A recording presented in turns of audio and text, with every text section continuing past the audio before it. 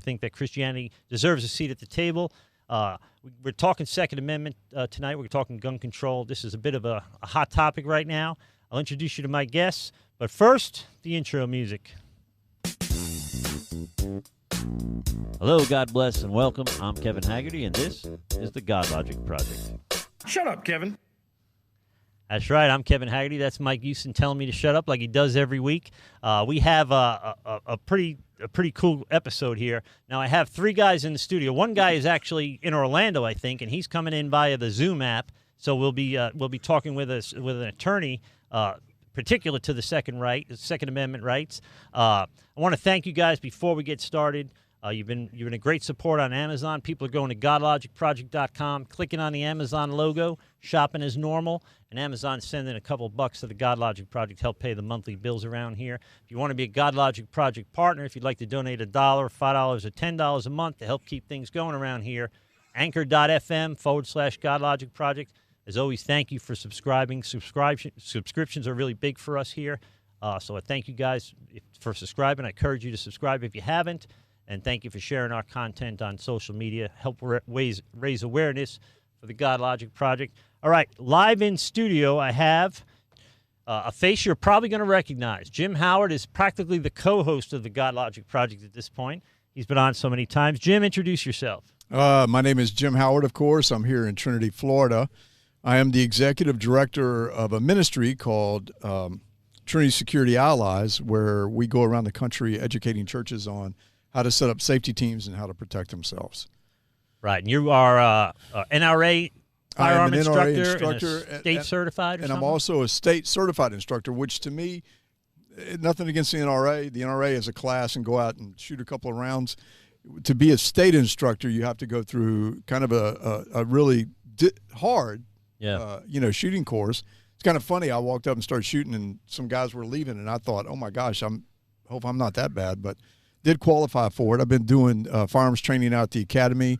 I'm also lead instructor when what they call the equivalency training. That's where officers from other states come here and want to become certified. Mm-hmm. So we have to get them through the firearms course, lead instructor there. So been playing with guns for over 38 years. Really, I mean, when I was small, my dad had some.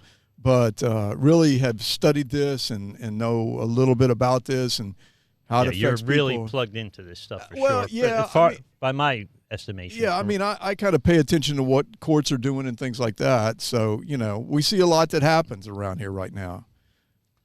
And then Jeff Miller, because you use three names on Facebook, it screws me up a little bit, Jeff. But Jeff Miller, tell him who you are, buddy. Well, I'm out of Port Richey, not too far away from here as well, and I'm running for county commissioner, and I'm a general contractor for a remodeling company called Home Love Construction, and I'm just here to kind of chime in tonight.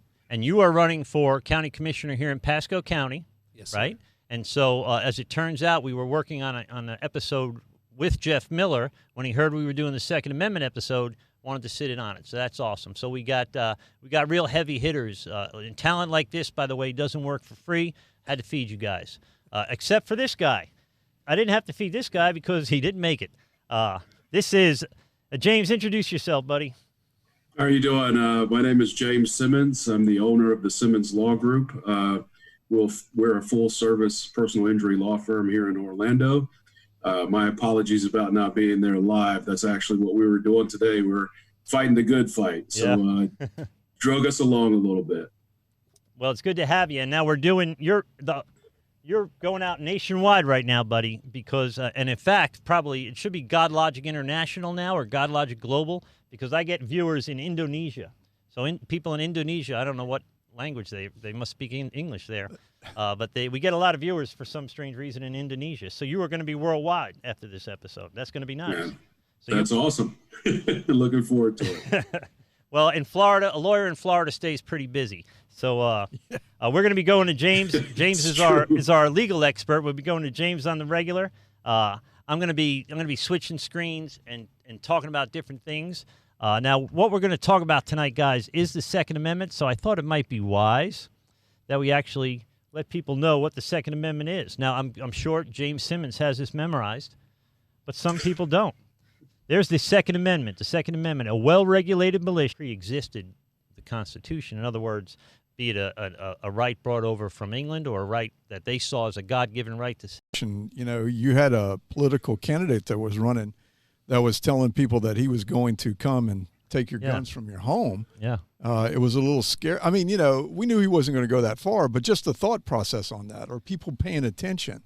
You know, would there be a knock on your door one day saying, "Hey, I'm looking for your, you know, whatever."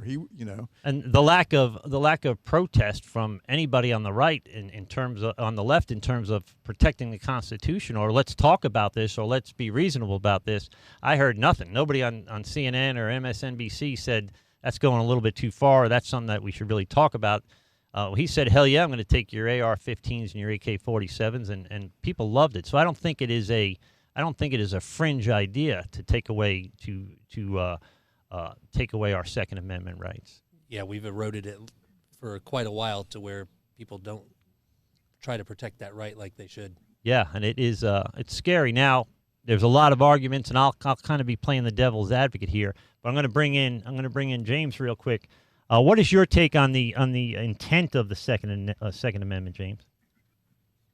Well, you pointed out a pretty strong word there when they say it shall not be infringed, and shall in the legal context, is more of a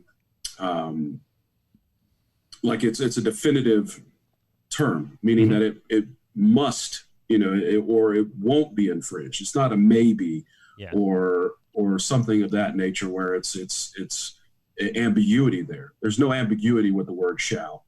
And so, this was obviously a important and a significant right. This was something that was very important to the founders and something that was contemplated as being something that needed to be protected. And it had to have that type of a powerful word behind it. And so from my perspective, regardless of all the rhetoric you hear about taking away guns and all those other things, what most people need to understand is once it's been incorporated in that fashion, it's going to take a whole lot more than just some chants or things to get people riled up. I mean, it would take amending the Constitution to be able to deal with an issue like that. And it's just to jump on to what he just said right there, and that is a major, major, major event. I mean, you're talking about, what is it, 2/3 that you have to have before you can do something like that? So, I mean, that's just, for him to say that, it was almost comical, really, seriously. But it is a little bit scary because of some of the things that we've seen that have happened where we look at, some of the other rights along the way. So it's just, something that we really need to make sure that we pay attention to. Well, it takes a supermajority in the Senate, and is it just a majority in the Congress? How does that work, James? So it would be a majority of the Congress or the House. So it would be both parties. Right, but it's in the Senate. It has to be approved by the states as well. Yeah, it has to be. Constitution. It can't. It isn't. Oh yeah, then it has to be ratified by each. It has to be ratified. State. Yep. So that's not an easy thing to do. So, but they thought that it was they were wise enough or had forethought enough to put a way of amending the Constitution in the Constitution. But that by itself doesn't make it a living document. In other words, it's not designed to be adjusted every year to suit our changing lifestyles. Sure. And that's my big thing is, and Antonin Scalia is a guy that I've seen a lot of interviews with, and I'd like to read his book, but if I ever have time. But he didn't care so much what they meant when they wrote it. He only wanted to know what they wrote. He was a textualist. Right. It doesn't matter what you think they thought. What they talked about a lot of stuff, but they only wrote this down. That's what we go by. Well, and I think when you go to speaking to the state of mind of what the founders said, the Declaration of Independence is pretty darn clear on what their intent was. And it says it right, second paragraph, going down, that the governments are instituted among men deriving their just powers from the consent of the governed, that whenever any form of government becomes destructive to these ends, it is the right of the people to alter or establish it and institute a new government, laying its foundation on such principles. And, of course, at this time we were talking about England. Yeah, yeah. And we were talking about muskets. So it's a little bit different now. It is, but that's what England was using, was muskets. That was the firepower of the day. Cannons we used. And that's who they would be. They'd be fighting with. And in fact, if we, God forbid, we ever rise up against our government, they're going to be well more equipped than the people will be, for sure. The upside of that is there's, 300 million firearms and 75 million gun owners. That's a pretty big army if they know how to actually use them. Right. And the irony of even that statement is that we're separating the government from the people, and our form of government is of the people in the first place. That's correct. Yeah, we're kind of going down a different path. Yeah, here that's a little crazy. This is that's a little. It's a little early to get that crazy. Yeah, we're starting to talk militia here and all these things like this. Let's kind of come back to where we're, the Second Amendment. Yeah, well, yeah. We're not fighting England anymore, guys. Let's just remember this, all right? Oh, we can kill England in a fight. You kidding me? we just can't beat them in a soccer game. Yeah. We've had to go over and save them a couple of times, Let's be real here. All right. Well, so they always talk about the catchphrase is reasonable gun laws or sensible gun laws. Now, how do you argue with we should have sensible gun laws? Because most people believe we should have sensible gun laws. The argument, I think, becomes what's sensible to you. So to me, I don't have a problem with owning AR-15s, and I would probably have a problem with rocket launchers and A-10 Warthogs. We can't have heavy artillery and stuff, but you can buy a tank. Yeah, you can buy a tank. But so where do we? What's a reasonable gun law? What's a sensible gun law? Where does that fall? Okay, we got to take a step back, and James, you can jump in here when you want to on this. When we go and take a look at a lot of these people that they're talking about, mass shooters and things like that, the laws that we have in effect should have caught some of these guys. We go back and take a look at the Parkland shooter. He had a close contact with law enforcement all the time. He should have never been in the position he was in. He boasted online that he was going to be the next school shooter. Nobody took him serious on these things. But when you talk about some of the laws, like they talk about universal background check, and I'm still trying to figure this one out. I don't know if that means that it's got to go all over the planet to do a background check. But we do the NCIC background check. There's some of the loopholes they say at gun shows. They'll tell you that you can go buy a gun from a gun dealer at a gun show without a background check. You can't do that. Yeah. You can't do that. But if I'm standing there with a weapon and you come walking up and say, hey, I'd really like to buy that, and here's cash, I can sell it to you without a background check. Now, I've had several friends of mine that have asked me to help them with collections that they had to sell to people so they feel comfortable. And one of the first things I say right off the bat is I'm not selling to anybody unless they have a concealed weapons permit. What does that tell me if you have a concealed weapons permit? You've already done a background check. You've had a background check done on you. So I feel pretty confident when I'm doing that. And plus we do paperwork, so I know where the gun goes so it doesn't come back to the original owner. But, James, like I said, I want to kind of get your opinion on this because I don't know what else we can do as far as background checks or laws that can be written that would prevent any of these things that have already happened. And see, from my perspective, you hit on it. I mean, when it comes to the law, everything is looked at as to the reasonableness of not only the act or what someone committed, but even the reasonableness of the application of that law and how it affects a certain class of people. Does it discriminate against a certain class of people or how does it affect them? And there are various tests that go along with some of these constitutional issues to see whether this is something that is constitutional. And I would be very, like you said, you have to be very cautious of what implementation you put as to background checks or even limitations in purchasing assault rifles, things like that, because it does come close to infringing a constitutional right? And so you have to look at some of those reasonable tests, those reasonableness tests that always come up when we're trying to figure out if something is fair. And when you're background checks and things of that nature. I think the focus should be, everyone knows the problem is folks who are abusing their right to bear arms. All right, these mass shooters, these folks who go into clubs or go into bars that are shooting up and shooting people up or committing crimes. Those aren't the guys that are getting the background checks. Those aren't the guys that are. So these laws are going to catch those guys anyway. Generally. No. Right, and so it needs to be more of a reasonableness test of what can you implement to focus and hone in on those folks who abuse that right.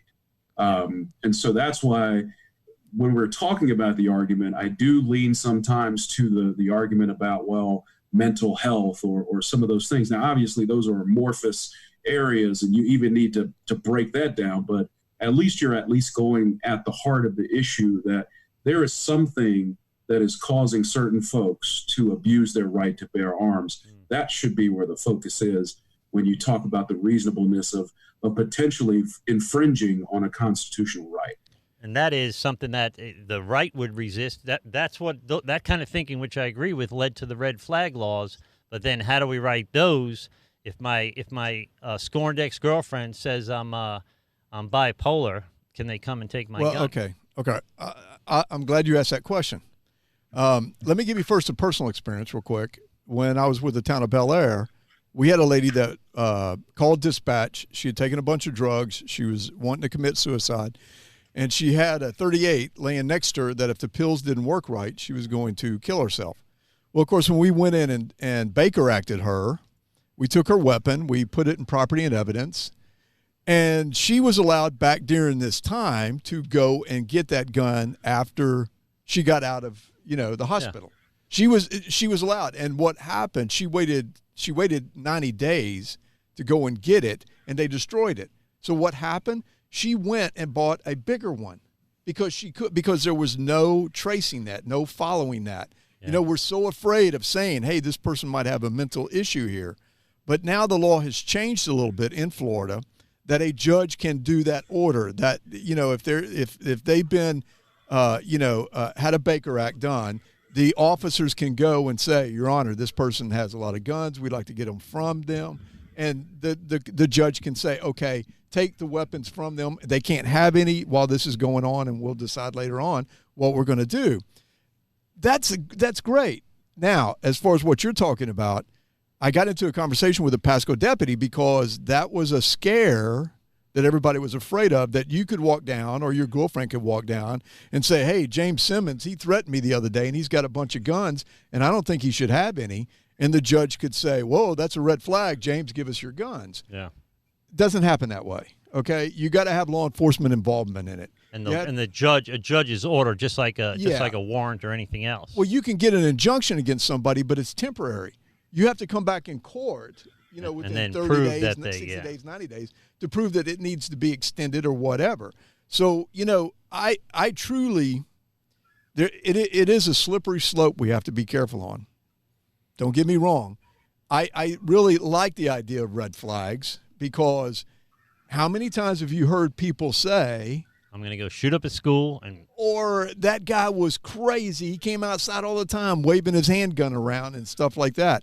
But local law enforcement has to be involved in it. I mean, that's kind of what's protecting you, Yeah. So, well, this is kind of what I wanted Jeff here for, and something that I'm kind of a big fan of is bringing some of the political power back to the states and back to the local governments and taking some of it away, the central power from the federal government. Because here's the problem at the end of the day. If you've got a Democratic appointee his party is anti-gun, whether he's anti-gun or not, he's going to be handing out red flag warrants like crazy. Or a Republican appointed judge who isn't, who is a big Second Amendment guy, and it'd be like pulling teeth to get a red flag warrant out of that guy. So isn't it better then that we turn the focus of government more locally to the states at least? What do you think, Jeff? Well, my opinion, this is a federally given right that is supposed to be given to us by our Creator, right? We have our rights that are. If you're going to lose as your Second Amendment right, it's the same as any other right that you have. If you're going to lose that, the due process has to be there. Yeah. And you have to be convicted of a felony to lose your rights. Okay? Until that conviction goes in place, I think you are on you risk being on a very slippery slope at that point, because never has there been an inclination to give rights back once you've lost them. Yeah. And I think that anything that they get their foot in the door, that it's, okay, so you can't have machine guns. Then the next thing is, now they want to describe everything as an assault rifle. Yeah. And now they want to take away your guns with, more than 10 you rounds. fit the right category, yeah. and it doesn't, even if the cops are involved, most cops are good. Not all cops do their job good, even if they're a good person. And I think that it just leaves too much to there's a reason why we have juries.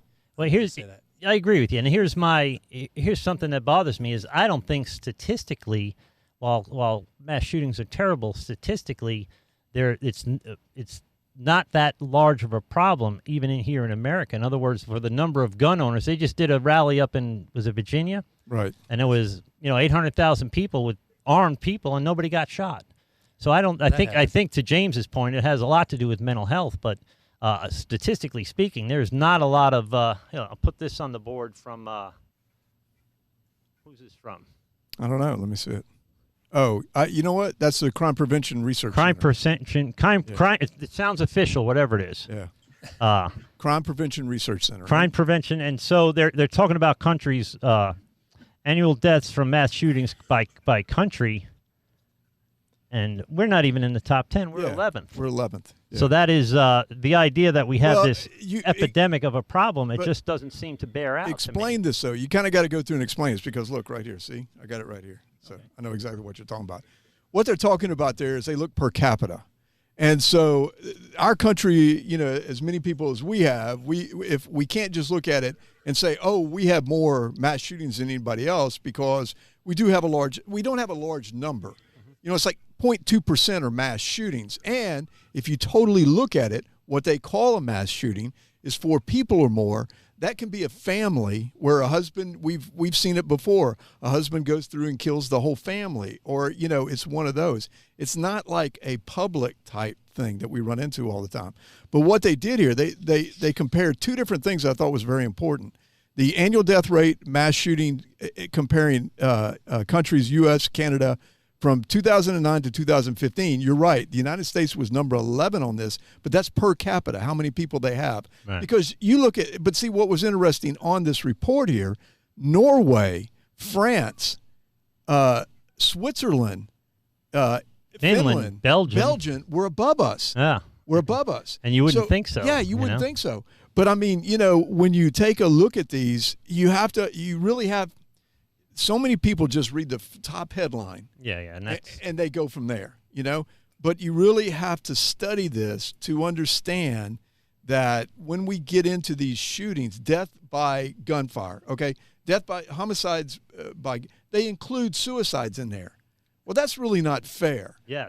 62% of the 64% of the 39,000 from 2017, almost 2/3 were suicides. So that doesn't count. Accidental discharge, get rid of those. Yeah, so the frequency of mass public shootings, comparison of European countries and U.S., like we're down 12th on that one. We have France in front of us, Czech Republic, Austria, Belgium, Finland, Norway, Switzerland. These have more frequently than we do.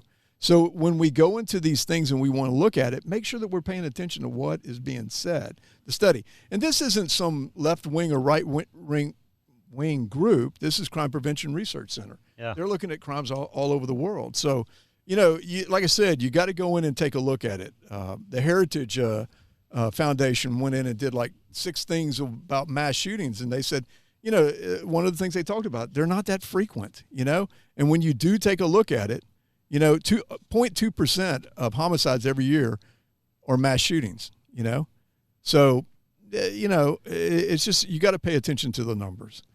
And how many of those were even legal guns in the first place? How many of them were? I'm sorry. I don't mean to be taking all the time here. I research this all the time. Well, you're passionate, Jim. Yeah, we love I know, that.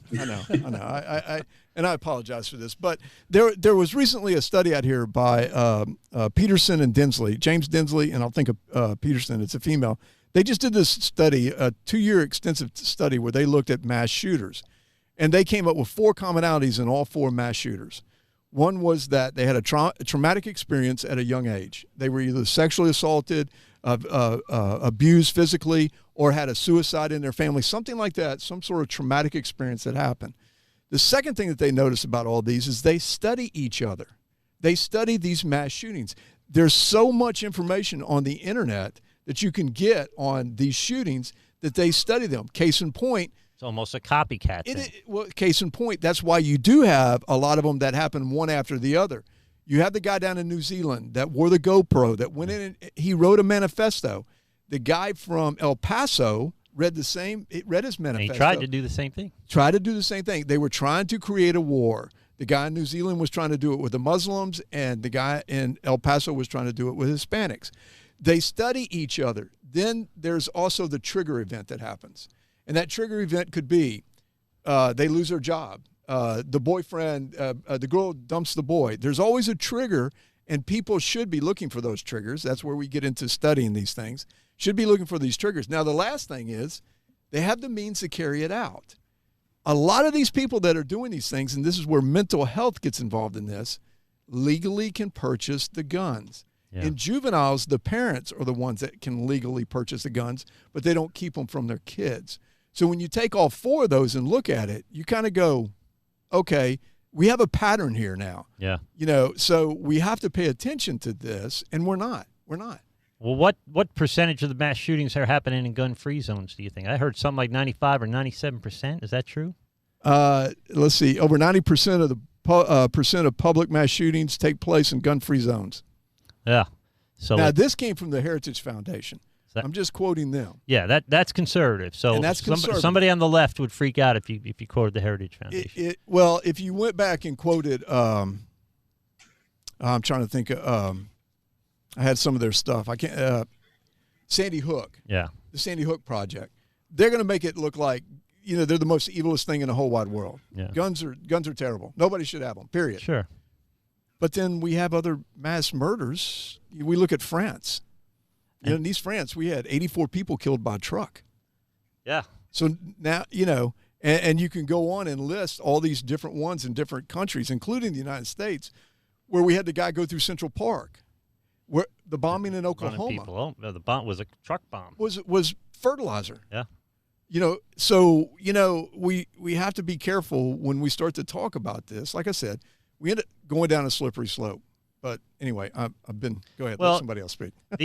So what do you think, James, is what would you say? What would you classify as a reasonable gun law? In other words, again, they make that argument, and it sounds perfectly. It's logical. So I don't want my crazy cousin having a gun for sure. But what constitutes a crazy cousin? Yeah. How do you know? How do you know? Crazy cousin talking. Yeah. I don't even want him to say we're related. We suspend freedom of speech. What? Yeah, that wouldn't be bad for him. What? By the way, for the record, I don't have any crazy cousins. Just so everybody knows. And I was cleaning my guns out in the middle of the Gulf of Mexico. Boat sank. I have no guns left either. Beto, O'Rourke.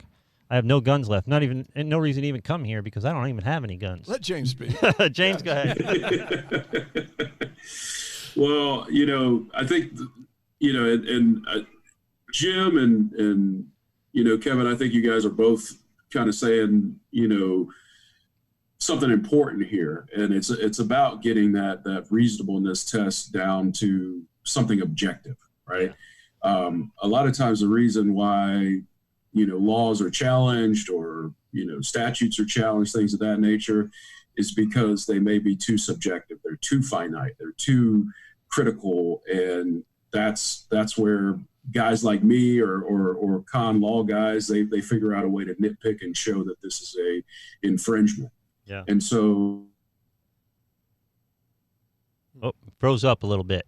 There he is. So, you got to have something that's across the board, something whereas, that this person has a history of mental health issues, or that, there is some sort of reporting or something that, kind of identifies a person to be, a potential risk or things of that nature.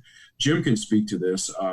In law enforcement, you have a lot of guys who are behaviorists or even psychologists who can look at, a person's personality traits, their type, and kind of be able to determine what type of behavior that specific person or that class of persons would exhibit, given a situation or scenario. So it really needs to be an objective standard where it could be applied across the board, where you can say, okay, based off of these minimal things that we look at, whether you have a history of mental health, or if you have a history of violent crime, or, things of that nature that would make you more susceptible to abuse your right to bear arms. Yeah. So there has to be a legal definition, I'm guessing, Sure. of the word infringement, right? So at some point, is infringement so subjective that it could be manipulated? Well, that's the thing. I mean, to challenge a constitutional law, like we've kind of discussed already, it's a very high standard. It's a high bar. Yeah. And so, when you discuss infringement, that term in itself means that you are committing something, or the governmental entity is committing something that doesn't just, keep someone from enjoying their constitutional rights, but it also is something that may affect a class of individuals or a certain. That's where you got to be careful. Yeah. That's where it gets hairy, because obviously, if it's not applied equally, because that's what the Constitution is about, applying the constitutional laws equally amongst the citizens of America, right? Absolutely. If you have something that's in place to where it is not applying those same rights and those things that we enjoy as citizens of this country, if it's not being applied equally, that's what makes it susceptible to challenge. Right. So people in rural Idaho would be more affected than, say, somebody in Midtown Manhattan by these laws, because they probably don't own a whole heck of a lot of guns in Manhattan. I happen to grow up in New York. You're not allowed to own guns there. So, that gets tricky. Then how do you protect the rights of some without infringing the rights of others? Well, the Supreme. Oh, go ahead. Go ahead, All right. Jim. I mean, Jeff. Mr. Commissioner? My thinking is when you break a law, that's when the government can get involved. And I think in a lot of these shootings, a lot of these people had broken laws, and there was a slap on the wrist, Right, or they whatever. weren't shut down for one reason or another. Right, and guns don't do the killing. Somebody has to be using those guns, and I know that's cliche and gets used a lot. But until you break a law, the government can't do anything. You can be weird. That's kind of what we have the Constitution being applied equally is all about. We don't need to protect the speech that's popular. The First Amendment's there to protect the speech that's unpopular. And if they're merely talking about something like reasonable gun laws, then why make why make it so you can sue Smith and Wesson if I use their gun? That is unreasonable. I mean, that's like suing Toyota if I have an accident, right? If I kill somebody. Okay, and this is just something that there's a couple of cases that are going on out here right now. One is trying to sue one of the gun companies. I don't think that'll work. It's just like you said. If you know of a factory defect, okay. Remington at one time had a factory defect in one of their rifles, and it was accidentally going off. I mean, there was a lawsuit on that. No, that's reasonable. That's reasonable. But when and I'm hoping I didn't say it wrong. Remington, if I did, I apologize. Yeah, we apologize. But when you take a look at neglect or something like that, it's very difficult to sue. Okay, now the ammunition was somebody under the age of 21, and the law requires you to have to be 21 years old to be able to buy ammunition. So they didn't do anything to verify this kid's age. They didn't do anything to check him out and all these things like this. He bought it online. So I think they may have a case there, And James, you can kind of get into that, because if you're going to have these requirements of 21 before you can buy ammunition, and you're not doing anything to verify that kind of puts you at risk. Yeah, that puts you at liable, right? You're supposed to do due diligence in a case like that. Is that correct? Yeah, so that's a clear case of negligence. Yeah. Once you have a policy or a procedure in place, and it doesn't matter if it's something that's mandated by the government or if it's something that you just instituted in your store, once you establish that policy and procedure and then your employees or whoever don't follow it, or, you've elected a duty that no one, that the person did not abide by, you're negligent. And so in that situation, like Jim was saying, I mean, I think that's a clear that's a clear case of where someone has an argument to where you can place blame on the store or the employees for, negligent supervision or retention, things of that nature. Maybe that person wasn't qualified for, even being in the position of selling ammunition, different things like that, which is different from, where we're saying that a manufacturer should be held liable for the criminal act of someone else. What this harkens to, or what this is similar to, is with a lot of the tobacco litigation. There were a lot of cases that were saying, well, we didn't, there were folks who were suing these tobacco companies saying, all these different negative results happen, cancer, sickness, COPD, all those different things. And so the argument initially, that a lot of the basis was to try to curb tobacco companies and putting up adequate warnings and labels and things like that, and detracting from marketing to children and younger folks, things like that. And so the premise wasn't really to, kind of say there was anything, curve the actual the actual contents of a cigarette. It was more so to curve the use of it. And so you see these cases that are popping up with gun laws and things like that, but you can see that the purpose is more so to curve or try to create some sort of legal basis or legal standard to challenge these gun laws. Yeah, it's like an effort to legislate from the bench, to write instead of interpret laws, but to write them by exclusion, basically. But you couldn't sue federal because somebody missold their, or maybe you can because their rep missold their, didn't age check the person buying the ammo. You can't. I'm guessing with cigarettes, it was the byproduct of a normal expectation of use. So you would expect people to smoke a cigarette, right? But you don't expect people to shoot another person with a firearm. So that goes outside, I think, the realm of liability for what the intended purpose of that product is in the first place. So far, the Supreme Court has gone for the manufacturers. Now, that doesn't mean that tomorrow it could change. I know, like I said, there's another case out here, and I don't remember which one it was, that the lower court or the appellate court, I don't know all the courts' names, James, you can help me with this, but they said, yes, you can sue them. And when it goes to the Supreme Court, we know, a lot of times what they're trying to do is just drive these companies out of business. Colt stopped making handguns there for actual pistols like revolvers for a while. Colt stopped making AR-15s. Well, a lot of people felt, the pressure from, the people upset with assault weapons, that's the reason Colt stopped. No, it was a marketing deal. Everybody and his brother makes an AR-15 now. So it wasn't marketable because Colt was selling them at a higher price because they're higher quality guns, and they're not moving them like they used to when they became the only people that really made them for a long time. So they just said, you know what? This isn't profitable for us. We're going to make a business change. We're going to go back to some of the other stuff. Now, they still make some, I think, for law enforcement because law enforcement is still a big, purchaser. Well, they just came out again with the Python that's had some trouble. Yeah, it's had trouble. Let's not go there. That's another subject for another night. I don't want to get sued. I may need James to protect me from getting sued by Colt.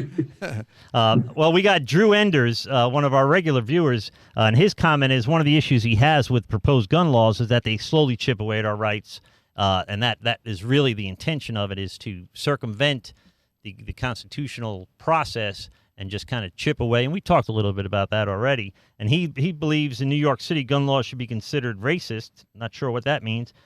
it's minority neighborhoods that are affected. Minorities don't have the right to protect. Well, I guess that's right. Protect themselves in high crime areas. Is that fair? Would that then be considered? Would that be somebody ill affected by gun rate restrictions in New York City? You think, James? Well, I mean, it's an interesting argument, but the thing that the counter to that would be is that New York is saying, well, we've applied it across the board to all citizens. Yeah. And so it's going to be hard to tie a racial nexus to it. Now, obviously, if it was easier to purchase and folks were getting less penalties in other, parts of the city or of the area, then yeah, I would say, yeah, maybe there were,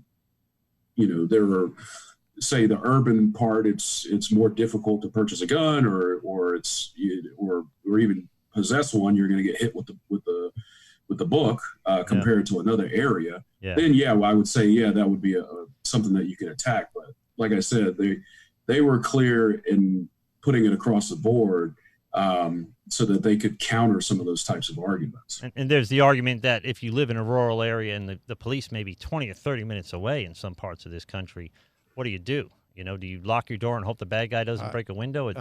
I wrote about that 2 months ago, where we talked about your national statistics say that, the response time on a violent crime is 10 minutes. But what they really don't tell you, that's the average. That's the average. If you look at it, it's anywhere from 1 minute to 1 hour. Oh. Yeah. It's just that they take it and they put it as an average and go, oh, yeah, we got a 10-minute average here. But 10 minutes is a long time.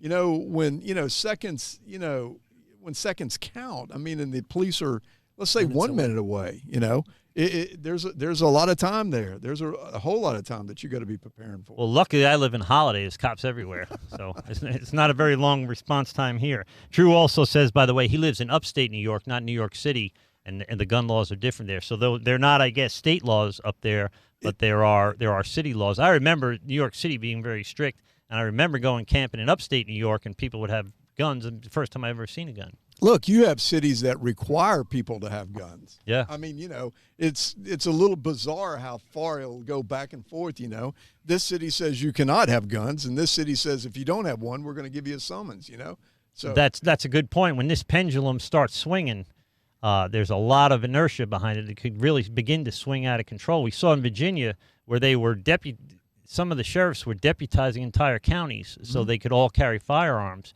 They literally tried to confiscate, the right laws that would be, they can confiscate firearms from rural Virginia because the Beltway Virginians were against firearms.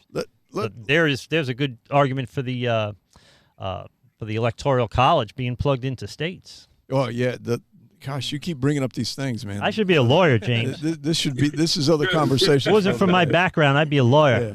Well, look, let's take just a step back, and what you have to have is a court case. You look at 2008, District of Columbia versus Heller, and the District of Columbia had the strictest gun laws in the country, and the Supreme Court said, can't do it, can't. It violated, handgun ban as a violation of the rights. So it's just one of these things where it takes the case, and James, help me with this. It takes the case to go to the Supreme Court before we can get a true ruling on what local law enforcement, state law enforcement, different things like that can actually claim as a law. Is that the right way of saying it? It takes somebody to sue them and go all the way up, and that takes money, and that's time. I mean, there's just a whole bunch of things to it that maybe people just don't want to do it. I mean, think about it. You would think that maybe the city of New York could do a lawsuit because, like Kevin was saying, Upper New York has different laws. So you are not allowing the whole state to have the same right. Does that make sense? Is that right? Yeah. So, in a situation like that, right, where you have a state law in New York that obviously does not allow you to possess firearms or handguns. And so in that situation, you're right. What you would have to do in order to change that law is have someone say that they're aggrieved, or a class of folks who say they're aggrieved, to file a lawsuit. Now, here's the problem about that. When you file a lawsuit against a state entity or a governmental entity, to get it to go all the way from lower court to Supreme Court is going to take a lot of resources and expenses and attorney costs and fees to get it to that position. And so most regular folks are not going to have those types of resources. And so when you see folks that are challenging some of these statutes or some of these laws that are implemented, it's mainly because there is some interest group or some lobbyist or someone that is actually behind it, backing that effort. And so that's the real crux of what it's going to take to change something like that, is to have a funding source and a good argument, obviously. That these folks are aggrieved, and here is why. This is why this law infringes on a constitutional right. This is why these types of folks are, unequally represented in this state. And that way you have that argument. But the fact of the matter is, with anything in law, it doesn't happen automatically. It doesn't happen quick. And it takes money to get it to where you need it to be. Yeah, I'm wondering how long it took D.C. versus Heller to get through court, because there was a long time standing from 1939, like 70 years, saying that the states and cities and towns and all this stuff like that could restrict the right of a person to bear arms. So, it's interesting to know exactly what is going on with that. So I thought we lost Kevin. We're supposed to pretend I'm not getting up here. Remember the pre-show notes? I thought you were leaving, and I was like, where do we go? I thought I heard a gunshot. We're on holiday, bro. Well, that brings up another. He got mad at the conversation. Yeah, he's like, I'm out of here. I'm gonna go swim in the Gulf of Mexico, find my guns. You bring up people groups. What if you have a situation now? We have, more than half of the kids being raised in single-parent homes, generally by the mother. Only 4% of the single-parent homes are headed up by the father. That's uncountable number of mothers home with their children in states where they're not allowed to have guns to protect their family. That gets really ugly really quick. Move. Yeah. Well, come to Florida, go to Texas. Yeah. This is why we don't have Antifa problems here, by the way, because we're a Second Amendment state. You don't see them running around with bats and hoods down here. Let me throw you an interesting little thing out. In 2018, I think it was, Florida had 1.5 million concealed weapon permits in the state. And so I was really curious about that, because, I'm thinking to myself, that means like almost everybody in the room, 6 out of 10 people have concealed weapons permit. So I got to talking to some of the snowbirds that I know that, go to these states like New York and things like that, and then come down here. Well, they list their residency down here because it's so much easier to get that concealed weapons permit, where if they go up north, it takes forever. You can go to a 90-minute course at the state grounds, the state fairgrounds at a gun show, and get your concealed weapons permit. Yeah. So that's harder to get your motorcycle endorsement to get a concealed weapons permit. And that's one of my tees. That's one of my things. That's yours. It's harder to get a driver's license than it is to get a concealed weapons permit. Yeah. And I mean, I even hate to say this. I'm going to say this just biting my tongue on it. Bloomberg said after the shooting in Texas, the West Freeway, Texas shooting, the church shooting, he said it's the law of law enforcement to have guns and decide when to shoot. Okay? He said you just do not want the average citizen carrying a gun in a crowded place. Well, I have a problem with this first part, because law enforcement are the only ones. That gets back to response time, all these things that, But when he says the average citizen carrying a gun, I kind of agree with him. James is a martial art guy. So he knows that if he doesn't practice, he loses his talent. He loses his talent. If you own a gun and you're not out practicing with it, you shouldn't be pulling it in crowds, So these are the things like I have problems with, because yes, everybody has the right to have a gun to protect themselves, but how far do we go on that? If you look at that Texas tape, there was 8 people in that church that had guns. there was 8 people that waved their guns around. So we went through the video. Yeah, remember? yeah, and so it's one of these things where it's very scary when we just say, "Hey, here's a gun. Here's your concealed weapons permit. Go ahead." And of course, they don't go out and buy a little small gun. They go out and buy the biggest gun that they can carry. Yeah. And so that's where I get a little bit concerned. And they can possess guns in their home without a permit. And was that castle laws? Yeah. And so that kind of solves that problem. But do they have castle laws in other states that have strict gun laws? Can you have a gun in your house? I don't know. I'd have to go and look. That would be a good idea, I would think, for people in high crime areas or single moms, people that are particularly vulnerable that don't have 20 minutes till the cops get there. Yeah. That's a tough one. Drew also says, I got my Florida non-residence permit by mail. I can CC in 38 states now. That's nice. Tell Drew I wouldn't push that. I don't think. Well, when they hear his New York accent, he's in Alabama. Yeah, you might want to call James on that one. Yeah. A lot of these companies out here promise things, and then they're not reciprocal. Not all the states are? No, they're not. They're not. We ran into a problem with Florida and Virginia for a while. Really? So I don't know. And you think they would be, well, not anymore, but historically would be common. You think that be they a would commonality be very common. there? Yeah. Well, what about that? What about a national? Trump hinted at a national concealed carry license. Well, that your Second Amendment can't be infringed because you go on vacation. I mean, okay, but you know what you're doing there? You're making a national database. So just think about that for a second, okay? Because you guys that get, freaked out on or paranoid on, I love conspiracy theories. I don't even believe them, but they're so much fun. What do you think? What do you think? Local government? Do you think that? Is it a good idea? If I'm going to say that I am a local government guy, the closer to the people, the better. And Drew says it's easier in upstate New York than it is in New York City. Is that not fair enough, or is it because it's a constitutional right that they have to be extra careful? What do you think?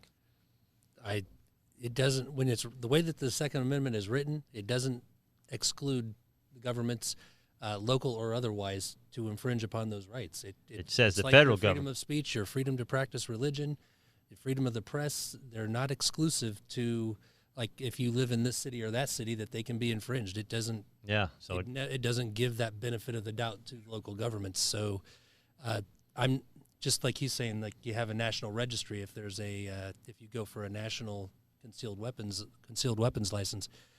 And then Beto becomes Amendment president. Is the only right that I think you have to get a license to, to actually execute your right. Well, I think it's probably more of an issue now because it is. I think we could all agree it's pretty unreasonable to think they just want reasonable gun laws because they'll take any path they can get to very extreme positions. So it's not like they're trying to solve a problem. They're trying to remove guns from people. I mean, I don't think their intentions are. On that, James, maybe you can clear this up. What is the legal definition of reasonable? Oh, is there one? Yeah, that's what I'm saying. Look at the time. So no. Yeah. So a reasonable standard. I mean, literally, what you're taught in law school is reasonableness is based off of the reasonable person test, and so it's who is. So I'm out.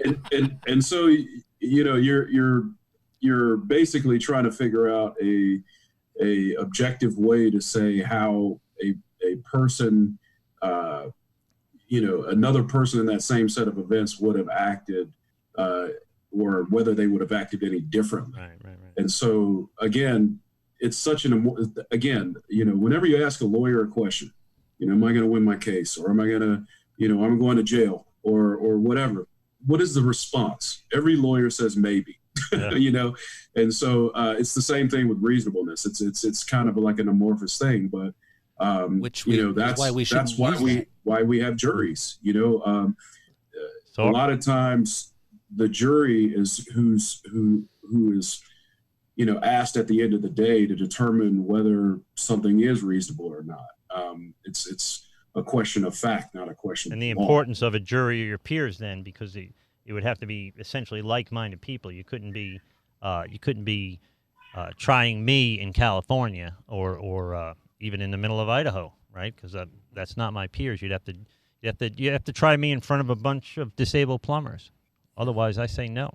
But the reasonable gun law, just the terminology itself is just, it creates its own controversy. Yeah. Right? Just using those expressions is falling into that quagmire that if you want to say this is what we're wanting to pass, but don't say reasonable gun laws. Yeah, because that's what creates and it also creates a conspiracy theorist mind going off and going crazy, you know? Well, but what is reasonable to a parent that's lost a child in a school shooting to a person who's protected their children at a shooting at their house? You know, what is reasonable there? You know, it's very, they throw that word out there because, like what James just said there, it's one of these that we can bend it any way we really want. They're making emotive arguments, so they're not being really terribly logical. Yeah. So the Center for Disease Control, that I can't seem to find the slide for now, there was 337,000, almost 38,000 gun deaths in America in 2017.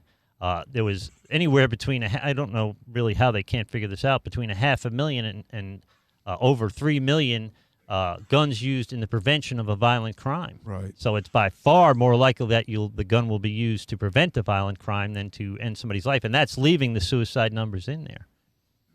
Well, go ahead. To an earlier point, everybody has used the word conspiracy theory several times. 15 years ago, would we have had a Beto O'Rourke up on that stage saying that he would take the guns? I used to think, what's his name? I used to think Glenn Beck was a nut. I listened to him because he was funny. And then 2013, the NSA's collecting our emails. Benghazi happens, and the IRS is clamping down on conservatives. You'd think that could never happen here, and all three of them happened in the same year or within 12 months. We have a presidential candidate that is spied upon by one of our top law enforcement agencies. So it's creepy. Really? It's creepy now. Yeah. So when we throw that conspiracy theory word around, it kind of discredits what is actually visually. Yeah. Right.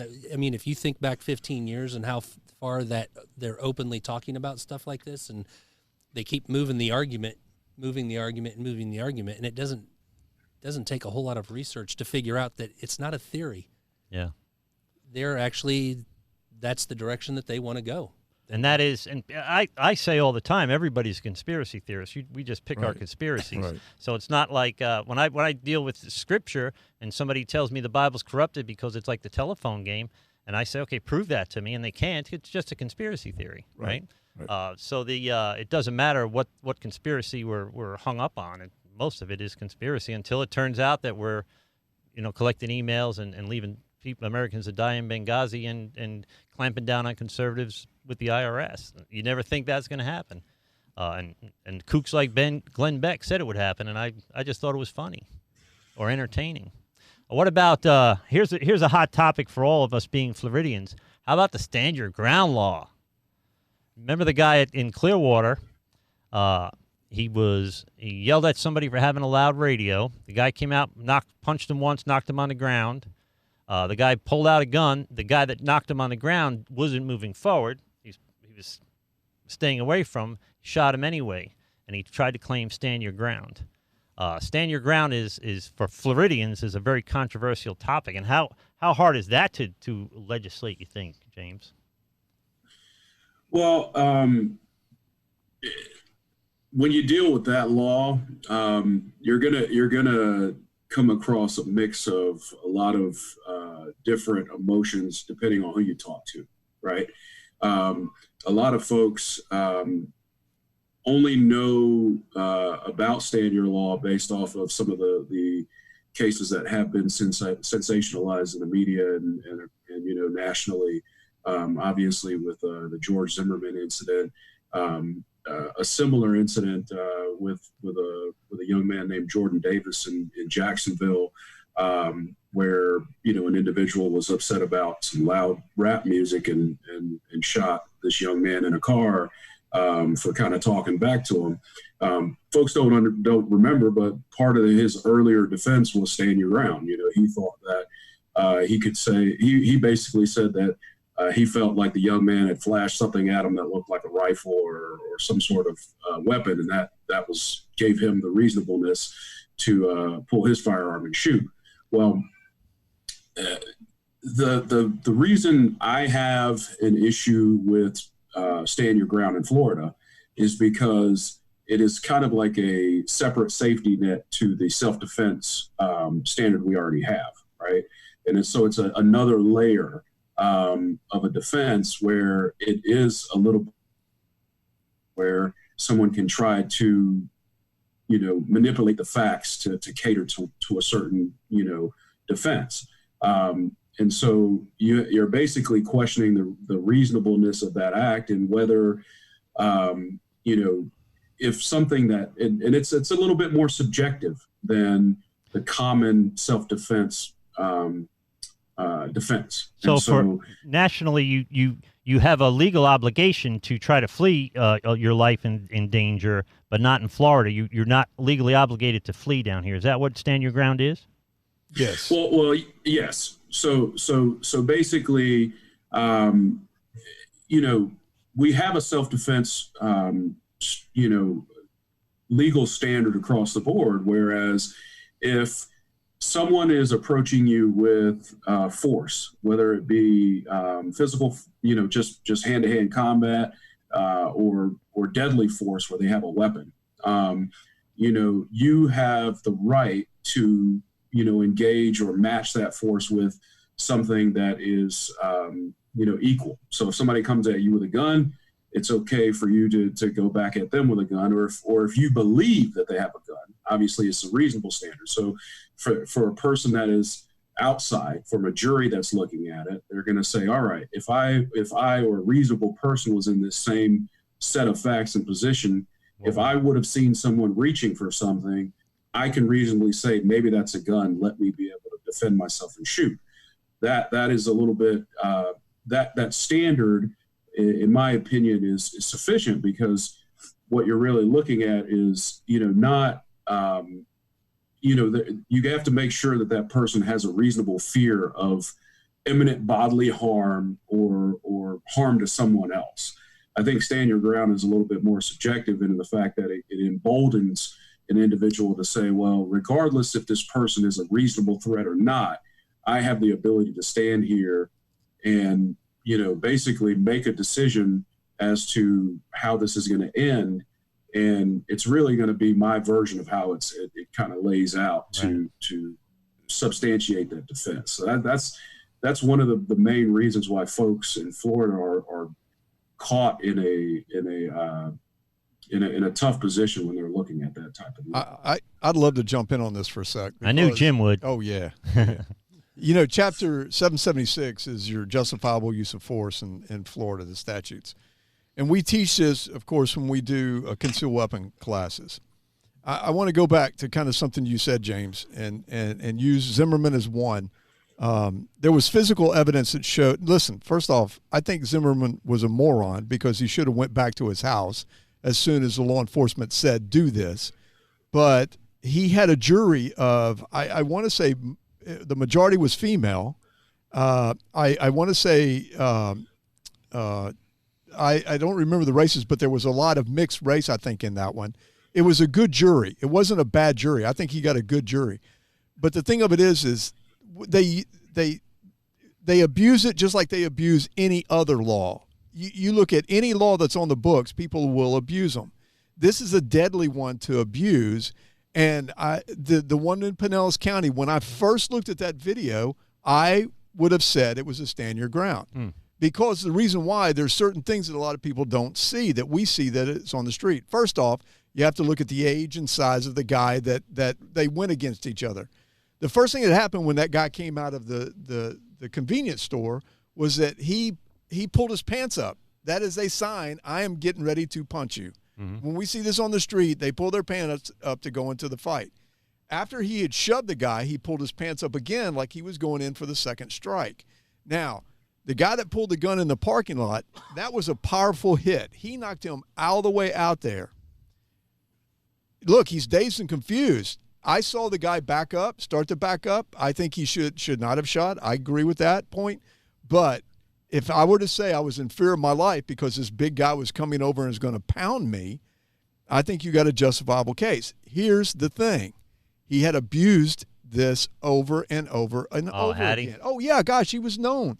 if you look at the video, there's a white guy that's coming out behind the guy that gets shot and killed. He's the store manager to tell the guy to get off his property because this isn't the first time he's had problems with this guy. He had already threatened other people. There were people that came out and said, hey, he's called our business and said, if I ever see your driver in truck, 123 ever driving on the street again, I'll kill him because he's a terrible driver. I mean, he was known for doing this. We go back, I'll tell you another one. We go back to the shooting in the Tampa theater. When I first saw that one, I thought this could go either way because you got a 78-year-old guy, 79-year-old guy, and some young guy that was in good shape getting into a physical altercation. This is going to be a tough one. I said it could go either way. I think the jury was right and found him guilty. And you want to know what one of the things that happened? His wife looked at him after he fired that shot and said, you shouldn't have done that. Oh, really? Yeah. So when you have situations like that, they like to use it, they like to abuse it, but I think in other situations where it's legit, it's just one of those that, people say, do I have to drag the guy back inside the house if I shoot him and he runs outside? No. I mean, how many of these have we heard, over and over and over? To me, Florida just made it definite and said, you do not have to retreat. It doesn't say you go in and get engaged. It doesn't say that you pick the fight also. It doesn't say that you run your mouth and do these things. That's not stand your ground. Stand your ground. Look at it. It's forcible felony. But these people will grab a hold of it because they're going to abuse that privilege. And what does that do? It hurts us. It hurts all of us. And Jim, if I could just jump in real quick. One thing I would say is I think the main problem folks have with stand your ground in Florida is something that we've kind of talked about, when we were referencing New York. It's more so about the application. And so when folks look at the application of that law, they try to say, well, certain demographics are not afforded the same evaluation of their, factual, what happened in the facts of their situation, right? And so they say folks with lower income or folks in some racial, obviously African Americans, if they were to try to, or minorities were to try to use that stand your ground defense, a lot of times the statistics are showing that they, are not afforded that defense, and then it moves forward to the trial phase, right? And then they're back down to just a self-defense argument. And so that's where the argument about that statute is about how it's applied. Now, obviously, I think what Florida was trying to do is, as you just mentioned, was to say, look, you don't have a duty to retreat, and kind of set up the ground rules for this defense. However, the subjective part of it is how folks are able to apply the specific facts of what happened and try to say, well, this person put me in a reasonable fear of death or bodily harm. And as you were saying, a guy pulling up his pants, someone else could look at that, and say, well, yeah, he's pulling up his pants and he's ready to fight, but is he going to inflict death upon the other person? And so okay, and those types of questions as to reasonableness is where it gets that gray area where certain points that law is not going to get applied fairly in each and every case. Well, and I'm not going to disagree on a certain part of that, but when you say when a person hits another person, you know as well as I do, we have to size up the whole situation. We just can't look at a little piece of it. We have to look at all of it. If I'm 78 years old and the guy's 22 years old and looks like Arnold Schwarzenegger and he shoves me, even if he just shoves me, there's a good possibility he may kill me. I mean, think about it. We've had situations where people have hit people, just a simple assault, and they have fallen and hit in the curbside and died from brain injury. So, like I said, understand what I'm saying. This was a bad situation to begin with. The guy put himself in that situation. I think it was wrong. I'm just saying when I first viewed it, understand what I'm saying, James? When I first viewed it. I got what you're saying. I mean, it's just that I really, look, we take every time, look, you know this, come on. every person that's ever been arrested is innocent. They're going to tell you they were only following the law. They were doing it this way. They took advantage of a loophole, or they did it this way. And, of course, what happens? They usually get convicted of it, you know. And it's just that this, to me, done the right way, is a good protection for people's civil rights. Done the wrong way, it's terrible. Yeah. Terrible. And, you know, it should be applied to everybody. I don't know the cases that you're talking about that you said, you know, that in rural areas it might not be, or urban areas. I'd love to see that. But I just think that we really have to be careful because we allow too many people to bend these things and not follow them to what they're really meant to be. And in the long run, it's going to hurt us. It's going to hurt us. Well, I think that I should be the only one allowed to carry a gun. Then everybody be safe. Well, let me ask you this, James. Just say I see a dude with Green Bay Packers gear on, and I'm a Tampa Bay Bucks fan. You have the right to protect yourself. Can I feel reasonable fear of my life when I see that? It just depends. If that guy's me, you might not want to try it. He'll shoot me with my own gun. I don't want to stand that ground. He's already said he's a martial art expert. Yeah. We're going to put that in the trial right there. No, I didn't say it as I was an expert. But, you know, I can handle myself pretty well. I think I got it here. I think I got it here on my phone. So I almost spent thousands of dollars on a martial arts education, but then I figured I could spend $500 on a gun. Yeah. And level the playing field in 2 seconds, which is kind of what I like about it. I wasn't really a gun guy until the Aurora, Colorado shooting. Jim and I have had this conversation. And my thought was, I wish there was if my kids are in there, I wish there was a good guy with a gun. And then an overwhelming sense of, you know, that's your responsibility. Those are your kids. You should be the good guy with the gun for other people, you know. That's until the shooting in Aurora, I was not terrible. I shot a bunch of guns, but I was never really a concealed carry guy until after that. It just it struck me that those gun-free zones are like a magnet for bad guys, you know. Well, yeah. It was really funny that 10 years before Aurora, I went to the movies with a friend of mine. And it was a midnight show, and his son was with us. He was 16 years old at that time. And when I got out of the car, while pulling my shirt down over my gun, my friend happened to see my gun and goes, "You got a gun on?" And I went, "Yeah." I said, "It's better to have it, not need it, than need it, not have it, you know." And he said, "My 16-year-old son's with us, you know. You're going to shoot him?" And I was like, "Really? You know, I know how to operate a handgun here." 10 years later, after Aurora happened, he shot me over a text and said, 10 years ago, I complained about you having a gun. I was wrong. Yeah. And so, you know, look, it does happen. You know, we should be thinking of protecting our family. I know James protects his family. I mean, I know him. I know that he's going to do everything he can. You're going to do everything you can. Jeff is going to do everything he can. So how do we protect our family? Yeah. You know, I'm not a martial arts guy. I'm disabled now. I really I couldn't fight like I could 4 years ago. Yeah, I mean, we have to have these rights to be able to protect ourselves. Go ahead. You know, Jim, not to cut you off, but I'll tell you this. I mean, so, you know, I train jiu-jitsu, and that's, you know, one of the arts that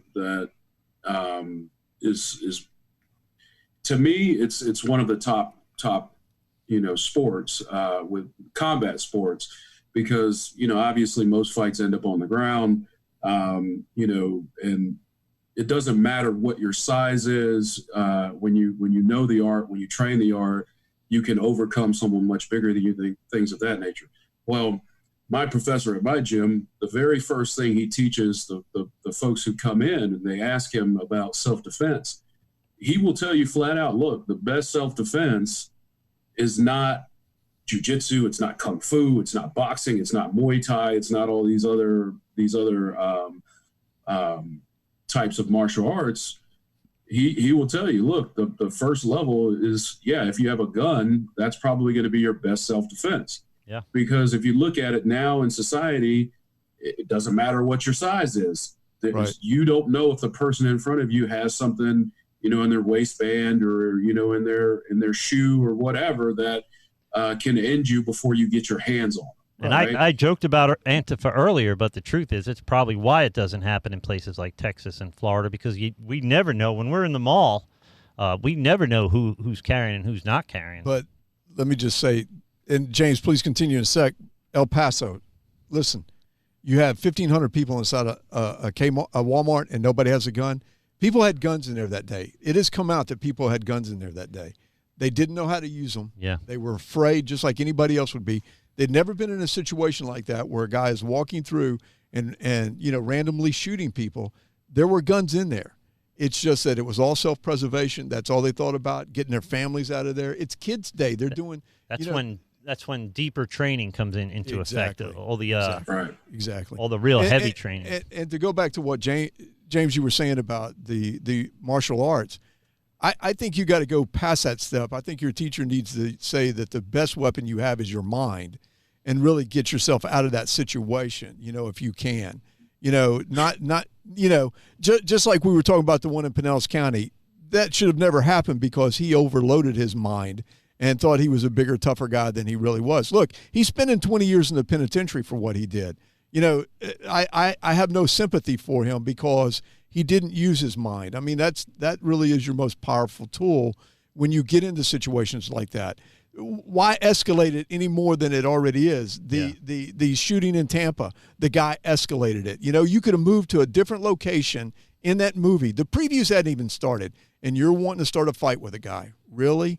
George Zimmerman, the reason why he went through what he is going through is because he did not listen to sound judgment of telling him to get back up on his porch, to get back in his house and let the police handle it.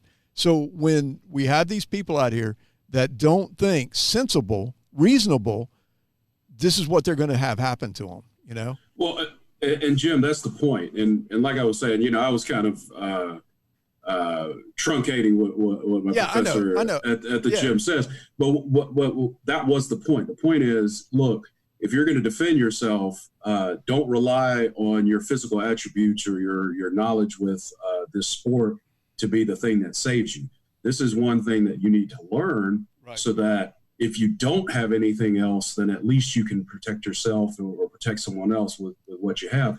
And even with the George Zimmerman scenario that we were talking about, now obviously we didn't see what happened during, between those apartments and what happened, but we did see what George Zimmerman looked like after the entire incident when they brought him in. And I mean, he was beat up, right? Yeah. And so obviously he had some hands put on him, and it was after he took some blows that he, was able to, in his version, protect himself. Or, obviously if Mr. Martin was still around, he would say, pull the gun on him. We don't, even if you follow his version, he says, look, I was becoming, I succumbed to this other individual, Martin, and I had to shoot him, right? And so again, it didn't matter if Martin was bigger than him or if he was smaller than him or whatever. He had that one equalizer. Sure. That most folks, like you were saying, in that situation where the guy is in Texas just pumping out rounds in the Walmart, it does come back to training. It does come back to, how many times, if you're going to conceal carry, I'll give you a story. I got my concealed carry a couple years ago, and it was more based off of some of the interactions I was having with folks in the legal practice. I would go to their homes to sign them up, or I would go to their homes to give them a check, things of that nature. And one day I went to a client's home who I thought was, was very happy with the result. He had to be ecstatic. I got him a nice 6-figure result. And so I was going to this guy's house to have him sign off on the paperwork so that I could even give a little bit of extra touch to it. But I went in there naive, not thinking about a lot of his background stuff, the stuff that he told me about, having a criminal past or having, some gang affiliation, things of that nature. And so he saw this as an opportunity to see if he could pump some more money out of the situation. And so while I'm sitting in his living room, he starts talking about how nice my car is outside, or, that, he could have me followed if I didn't put $3 more grand into his settlement, and, so that he could cover tax, titles, and fees on a new car that he was trying to get, with his settlement money, all this, kind of stuff. And I'm sitting there thinking to myself, okay, how do I get out of this situation to where I'm out of this guy's house? And, if this goes south, how do I go back to home to my family? Right. And it was at that moment where I realized, look, it doesn't matter how tough you think you are, or, how much trust you may have in people as just who they are. It comes down to, you having the knowledge, the foresight, and like you said, using your brain to understand that there are risks and dangers that you need to protect yourself from or protect your family from. And so now I carry, not because I'm, trying to continue being that big bad guy. It's more so, no, I understand that regardless of my physique, regardless of how I can handle myself, on the mats, somebody may have that equalizer, right? And if I don't have that to protect myself or others, then you're automatically at a disadvantage. Well said. Well said. Well, I think hold on a second to put myself on camera. I want to thank you guys. We're way over an hour now. They always seem to go very quickly, don't they, Jim? Yeah, they do. And we didn't go down any major rabbit holes, so we were actually very professional, which is unique for the Godlogic Project, I think. I want to thank you guys for watching. Please, of course, subscribe, share any Godlogic content you see on social media. Continue to shop at Amazon. Go to Godlogic Project first. Click the Amazon logo. It's not a lot, but it doesn't take a lot to run this, but it does come out of my pocket. And I'm going to go around the table here. I'm going to have everybody give their last 2 cents. I'm going to start with James. James, you have the floor, buddy. Any advice you want to give the globe, the world, on Second Amendment laws in the United States and Florida? Well, like I said, the main thing is most folks who are going to respect not only the Constitution, but the laws of their state. Folks who are reasonable, we've been talking about reasonable folks, they're going to follow those guidelines. They're going to go take that extra step to, go through the background checks, get carry concealed weapons permits, get the training, find somebody like Jim who can teach you how to use it, things like that. So the main thing that I want folks to take away from it is, the rhetoric aside, the politics aside from reasonable gun laws and all those other things, it's a challenge that won't just happen automatically. It's a challenge that is a high burden to change, something that is a constitutional right. And so if you feel that you want to do something about this, or you want to be adamant about it, you have to stay involved. You have to stay informed. When elections happen or, cases are going on, you should be reaching out to your local government. You should be voting. You should be doing things to make sure that you protect those interests, because like we've all said here, there are other parties and other interests that want to invade that right, and there are other people who want to take it from you. But if we just sit there or we don't do anything about it, obviously you're allowing it to happen. So it's more so not being apathetic about it and actually taking a stance one way or the other. Yeah. Couldn't have said it better myself. And it's important, I think, the training, and you and I kind of talk about this all the time, but the training is critical, and it's not just a matter of firing a gun once to get your concealed carry, but you've got to be used to when I shot in some advanced training and I had guys next to me firing a weapon that I don't know and we're a foot apart, I was very nervous for the first 20 minutes. I was really uncomfortable doing those drills, and in the end, you get used to it. But that's the kind of thing that your laser shot training, super critical, because I've done that, and that's a lot of pressure, even though it's only a simulation. Make believe, yeah. So Jim, what do you got to say to the world? I'm coming back. I was just sitting back on that. I just want to say this, that back when the first Die Hard movie came out, I was coming home and I almost shot my paperboy. Really? And it would have been justifiable. I could have walked any jury through what happened. He was coming out of my door. He had a black Raiders jacket, hoodie on. It's in July, and he had something in his hand.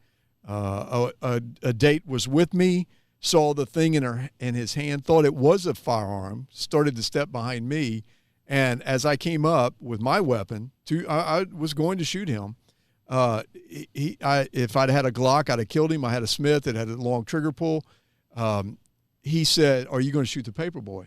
And when he told me what had happened, everything he did was justified. He didn't do anything wrong. Yeah. It's just the moment that it happened, everything that happened. What he had in his hand that was black and big was his collection book. Remember in the old days? Yeah, I used to be a paper boy. Yeah, I did too. In fact, I like this kid, Yeah. you know. But I would have had to have lived with that for the rest of my life, Yeah. you know, because in my mind I was thinking, I'm going to drive this guy through, you know, my neighbor's plate glass window. We're going to make sure the threat's out of the way. But I knew in my mind that I would have had to have lived. I mean, I woke up. That woke me up a long time, you know, where I had shot this kid. I would have been justified. People don't understand what happens when you pull that trigger. Yeah. Your life completely changes, period. It is a huge responsibility. It is just the really one of the biggest responsibilities you'll It's ever not for everybody. have. It really isn't. It is not. And when children find the guns and accidentally kill one of the other kids because these people are not, you know, reasonable, let's get into the word reasonable, or not doing it the right way. These are things that just tear us apart. Yeah. So if we're going to continue to have this great, you know, right, we have to make sure that we do it the right way, and we have to be responsible gun owners. And so, you know, that's just kind of my thing. If you're going to have a gun, go get the training. Yeah. Go do the shooting. Go with friends and do some competition. Go have a good time with it. But remember, if you ever have to use it, your life changes forever. So, you know, that's just something I want everybody to really think about, because it will change you. I don't know anybody that's fired a gun for the first time while I was there and weren't shocked at the amount of power that's generated. It's not like the movies. I mean, take friends all the time who have never shot, and they're just, you know. And it's exhilarating and it's amazing, but it's deadly. There's no doubt about it. Well, Jeff, you are running for Pasco County Commission, and we met because we're going to do a show with you, so that's pretty cool. But what would you say to your potential constituents about their Second Amendment rights here in Pasco County? Mainly, like James had said earlier, definitely vote for people who are going to protect those rights, because you do not want to have to fight to get them back and take it all the way to the Supreme Court. Once they're gone, they ain't coming back. That's right. That's right. So hang on to every one of them that you can. And, you know, always, to Jim's point, be responsible with your gun ownership. Get that training so that if you are ever carrying that gun and you are that good guy with the gun, that you're actually prepared to protect somebody, and you can mentally come to terms with the situation that you're in. And just, I know as a dad that I'm usually, if I'm in a crowded environment, even with all of the things that have happened out in Vegas and stuff like that, I walk into a place and there's a crowd, and I'm with, even if it's just my wife, I'm checking out where's my other exits. Yep. You know, just be aware of where you can to get out of those situations, whether you're armed or not. And, you know, when I was taking martial arts, it was your best defense is your feet. Yeah. Get the hell out of there. Get out of a situation whenever you can. Now, if you're defending somebody else, you can't do that, or you shouldn't do that.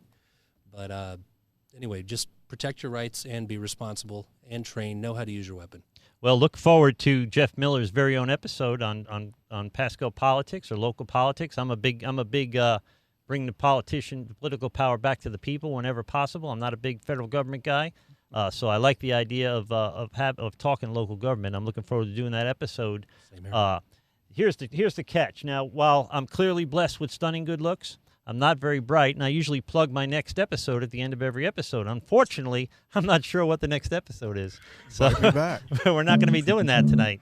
But that's the Godlogic Project for tonight. I thank you guys for viewing. Please share, comment. If you give it a thumbs down, by the way, give me a thumbs up because it helps the algorithms. But if you give it a thumbs down, give me a comment too. I'd like to know what you didn't like about the show. And if no one's told you they love you today, God loves you, and so do we. Receive that, be blessed, and we'll speak soon. Thank you. Thank you for supporting the Godlogic Project. And if no one's told you they love you today, God loves you. So do I. Receive that. Be blessed. We'll speak soon. This has been a Rev Kev production. Your mileage may vary. Shut up, Kevin.